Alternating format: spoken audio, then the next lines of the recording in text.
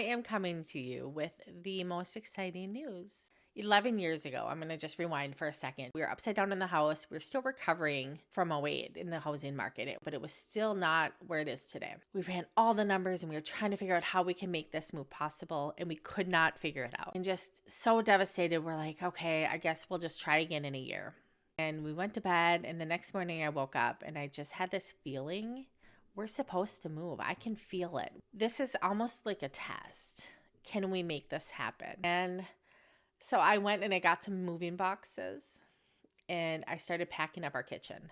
Then I posted that on social media, that image, and just said, holding the intention that we will find our dream home and that we can move. Yeah, just put it out in the universe. A friend of mine, a lifelong friend, saw that picture and wrote back, my husband has a property that he bought that he was kind of flipping that I think it would be perfect for you.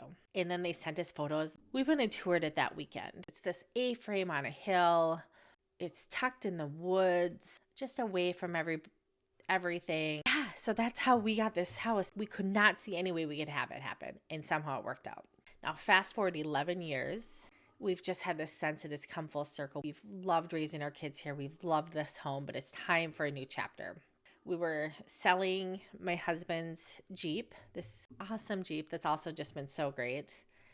A couple came out to look at the Jeep and fell in love with it.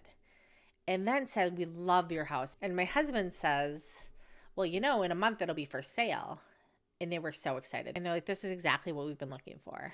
So Bruce is like, I can give you a little bit of a tour. Like, we have a realtor, so I don't want to do too much, but I can just kind of show you. So he spends like an hour walking them through the yard and showing them the house and the outside. And fast forward a few days, they end up making an offer on the house. They came in and just loved it all.